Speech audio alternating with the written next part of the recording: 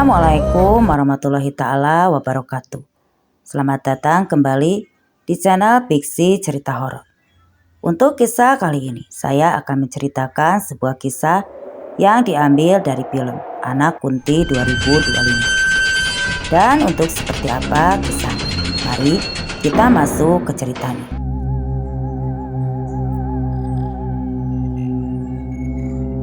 Kisah ini dimulai di sebuah pondok pesantren yang tenang dan damai.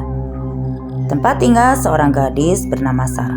Sejak kecil, Sarah telah menjadi penghuni pondok. Diasuh dan dididik dengan penuh kasih sayang oleh kiai dan munyai.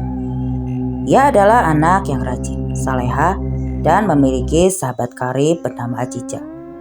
Namun di tengah kehidupan yang teratur, Sarah seringkali diliputi lamunan dan perasaan hampa yang tidak dapat dijelaskan, terutama saat berada di kelas. Suatu hari setelah Bunyai mengingatkannya untuk fokus belajar karena liburan segera tiba, Sarah bertemu Ajija. Ajija dengan riang mengajaknya untuk pulang bersama ke rumahnya di kampung di saat liburan tiba.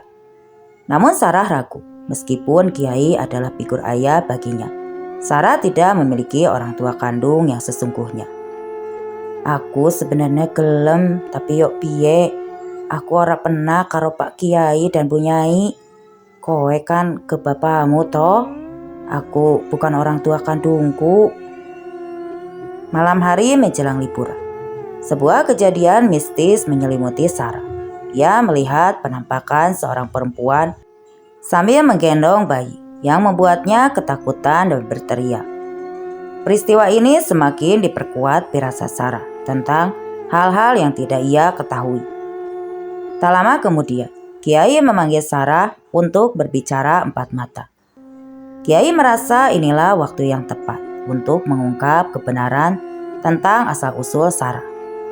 Kiai menjelaskan bahwa Sarah bukanlah anak kandungnya. Ia dititipkan di pondok saat masih berusia 2 tahun.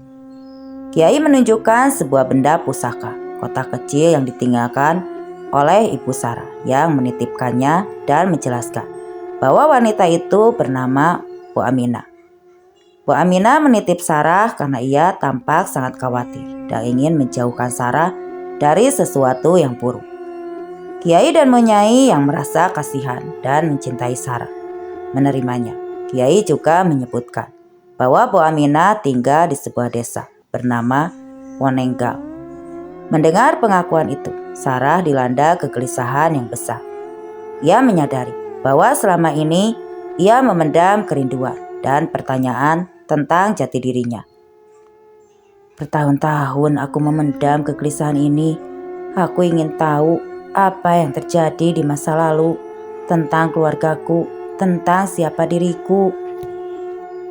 Didorong oleh hasrat untuk menemukan kebenaran, Sarah meminta izin kepada Kiai untuk mencari Bu Aminah. Kiai mengizinkan dan Sarah memulai perjalanannya.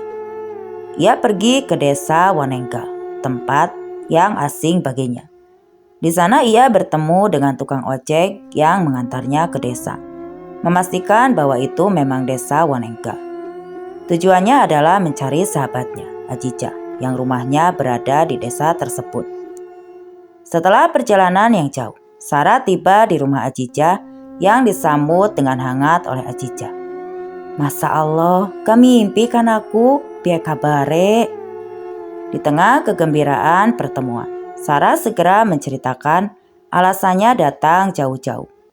Di warung makan, Sarah menjelaskan Pak Kiai telah menceritakan kisah Bu Aminah, wanita yang menitipkannya yang berasal dari desa Wonenggal. Sarah memohon bantuan Ajija.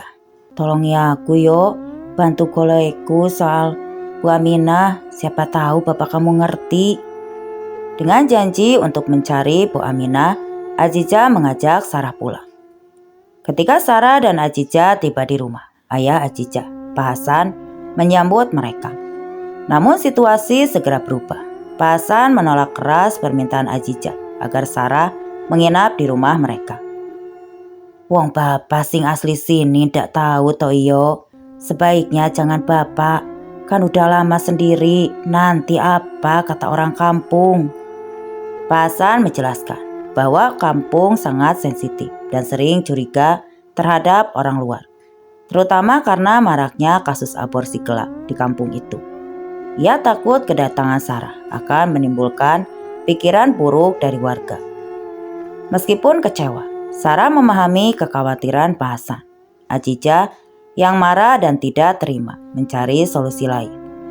Akhirnya mereka memutuskan untuk tinggal sementara di sebuah musola tua yang tidak terawat yang berlokasi di ujung desa.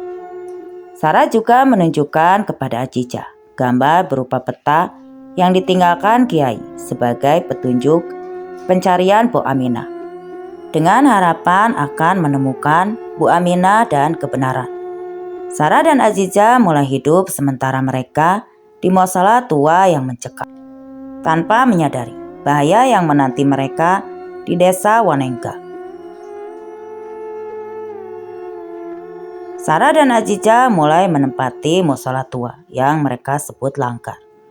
Meskipun kotor dan berdebu, mereka membersihkannya dan berusaha menjadikan tempat tinggal yang nyaman. Aziza bertekad menemani Sarah, meskipun harus sembunyi-sembunyi dari ayahnya. Namun ketenangan mereka segera terganggu pada malam pertama Pak Hasan, ayah Aziza, yang datang dan memarahi Aziza, memaksa putrinya untuk pulang. Sarah mendesak Aziza untuk menuruti ayahnya, sementara Sarah tetap dilanggar seorang diri. Keesokan harinya, saat Sarah dilanggar, seorang pria bernama Kang Karyo yang sedang berjualan putu melewati jalan itu. Ia tiba-tiba melihat sosok menyerupai kuntilanak yang ia yakini mirip dengan almarhumah Wati. Karena ketakutan, Kang Karyo lari menuju rumah Pak Hasan. Kang Karyo menceritakan penampakan itu kepada Pak Hasan, menyebut bahwa kuntilanak itu dekat dengan langgar tempat Sarah tinggal. Pak Hasan yang sudah memiliki firasat buruk merasa cemas dan mulai mengaitkan kejadian itu dengan kedatangan Sarah. Di tengah kekhawatiran itu, Sarah dan Aziza bertemu dengan dua tokoh penting. Mereka mencoba mencari informasi tentang Bu Aminah dari penjual pecel. Ibu tersebut membenarkan ada satu orang bernama Aminah di desa itu, tetapi ia sudah lama tidak terlihat dan dikabarkan gila. Ibu itu juga memperingatkan Sarah tentang Bodarmi, seorang dukun atau orang pintar yang sangat dihormati di desa itu, menunjukkan betapa kuatnya kepercayaan mistis para warga.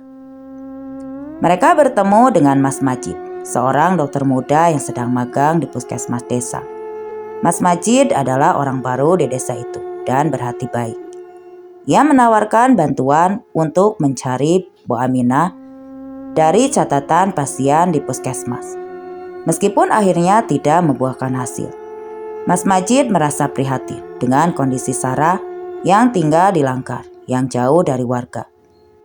Ia bahkan mengumandangkan azan maghrib di langgar itu, sesuatu yang sudah lama tidak terjadi di desa tersebut. Tindakan ini menyebabkan kehebohan di antara warga, karena mereka percaya hanya hantu yang berani mengganggu langgar tersebut. Kedatangan Sarah dan Mas Majid mulai mengusik ketenangan pihak-pihak tertentu. Pak Hasan semakin khawatir karena azan dilanggar menyebabkan kegaduhan. Ia takut firasat buruknya akan terjadi. Bodarmi dan kaki tangannya yang sudah lama menguasai desa dengan praktek-praktek mistis merasa ketakutannya terancam oleh kehadiran dokter muda yang membawa ilmu kesehatan modern dan Sarah yang membawa pengaruh agama dari pondok. Linda, seorang gadis desa, jatuh cinta pada Mas Majid. Ia cemburu melihat kedekatan Mas Majid dengan Sarah.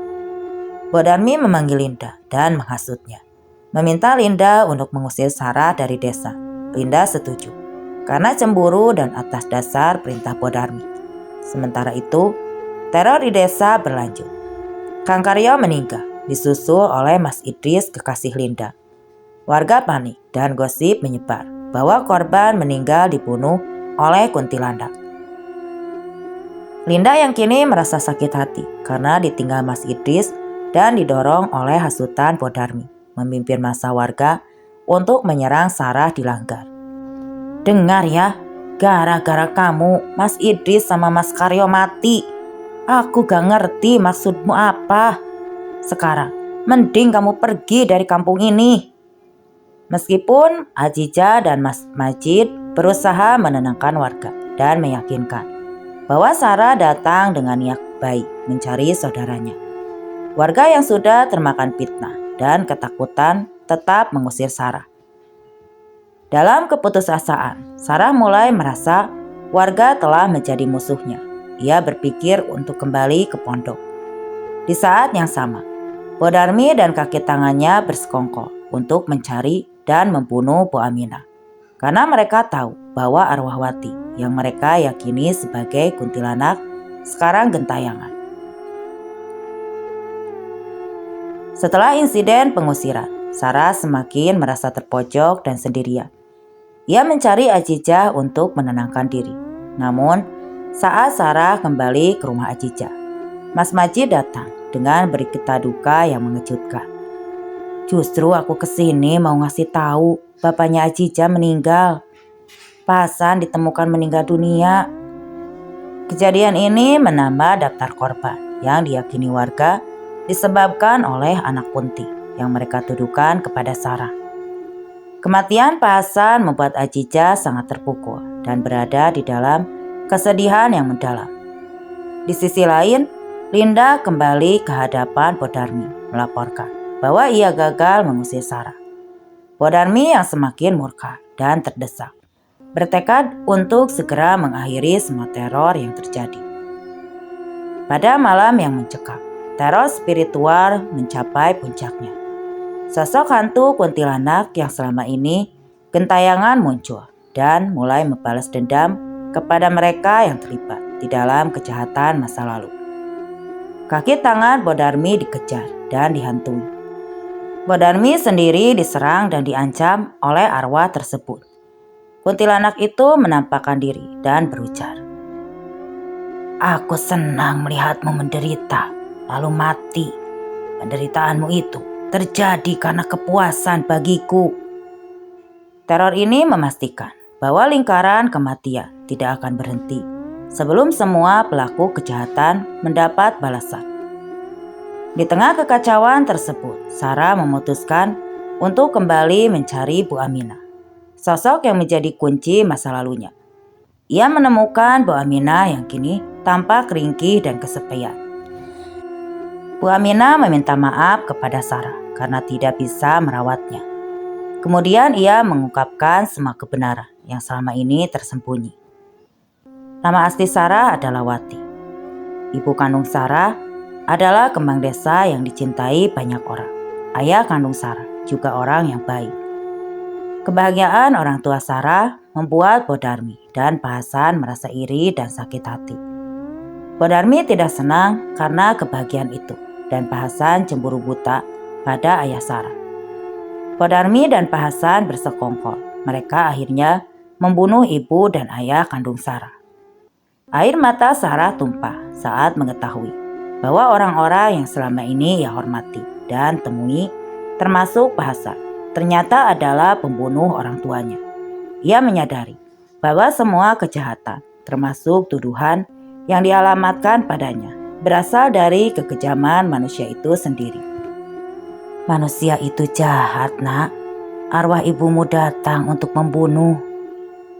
Bu Aminah mengakui bahwa arwah yang gentayangan dan membunuh para korban adalah arwah ibu kandung Sarah yang meminta balasan atas kematiannya. Setelah mengetahui semua kebenaran, Sarah mengucapkan terima kasih kepada Bu Aminah.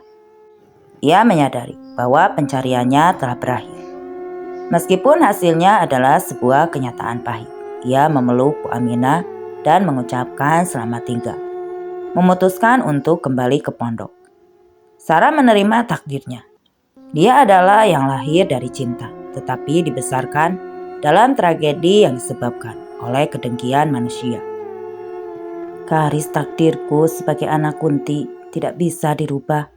Aku akan terus mengingatnya." Sarah kembali ke pesantren, membawa beban sejarah kelamnya. Meskipun ia kini tahu siapa dirinya, ia memilih jalan kesalehan yang telah diajarkan Kiai dan Bunyai. Meskipun ia akan selamanya menjadi anak Kunti, seorang anak yang lahir dari korban pembunuhan dan dibela oleh arwah ibunya yang gentayangan. Dan cerita pun selesai. Oke teman-teman, sekian untuk kisah kali ini. Semoga apa yang saya bawakan dapat menghibur kalian semua. Terima kasih, wassalam.